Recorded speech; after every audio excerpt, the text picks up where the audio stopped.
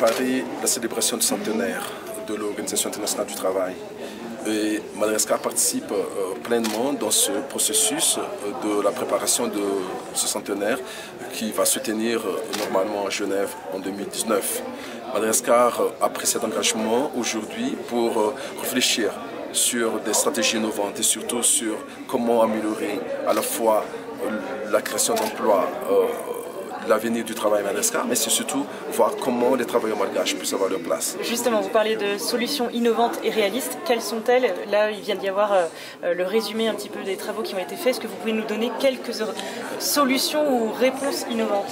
Il s'agit d'abord de voir comment les secteurs économiques prioritaires de Madagascar puissent être au centre de l'application effective de ces mesures économiques pour Madagascar, pour qu'on booste la création d'emplois à Madagascar. Nous avons parlé des mines, du tourisme, un certain nombre de secteurs, notamment les infrastructures et les énergies renouvelables. Madagascar donc a une place dans le développement de ces secteurs économiques. Mais il n'y a pas que ces secteurs économiques, il y a aussi des secteurs sociaux, notamment l'éducation, la santé, la nutrition, la gestion de catastrophes et aussi et la sécurité. Donc Madagascar devrait justement avoir une vue globale de sa vision par rapport au développement de ces secteurs qui sont des niches d'emploi pour Madagascar. Justement, vous dites les mines, le tourisme, ce sont des niches d'emploi et ça veut dire quoi? Qu'aujourd'hui, les emplois disponibles ou le personnel n'est pas encore suffisamment formé pour répondre à ces besoins? Nous avons évoqué les contraintes aujourd'hui durant cette constitution nationale, notamment la corruption, le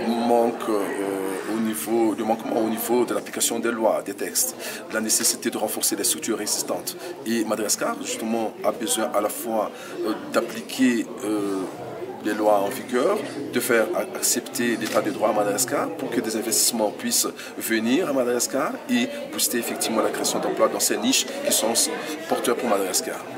Ok, ce que vous me dites, c'est un langage hyper diplomatique. Moi, je viens d'écouter le compte-rendu, c'était vraiment des vraies mesures et on a cité les vrais problèmes. Qu'est-ce qui manque aujourd'hui pour vraiment redonner un peu d'élan? Parce que toutes les mesures, là, elles ont été données. Il y a eu, dans la session questions-réponses, il y a eu des super choses qui ont été dites. Qu'est-ce qui manque aujourd'hui pour redonner un petit coup d'accélérateur? Moi, je pense qu'aujourd'hui, ce qui manque pour Madagascar, concrètement, pour Madagascar, c'est une volonté politique. Le fait, par exemple, d'avoir des efforts dispersés pose problème. La nécessité de faire marcher des institutions correctement, ce sont des choses qui ont été dites. La nécessité de privilégier le dialogue social. Aujourd'hui, le fonctionnement de cette plateforme de dialogue social tripartite qui est le Conseil national du travail, ce sont des choses aujourd'hui qui sont réclamées par l'ensemble des acteurs du travail à Madagascar. Ok, donc ce que vous êtes en train de me dire en substance, c'est que globalement, le problème à la base, il vient des personnes qui nous gouvernent, c'est ça? Non, ce qui est important, c'est qu'il y a nécessité d'un fort leadership, bien sûr, mais il y a aussi nécessité effectivement de faire fonctionner toutes les structures existantes, parce qu'il a été dit clairement que les structures existent, mais comment faire fonctionner ça? La nécessité d'avoir, comment on dit ça,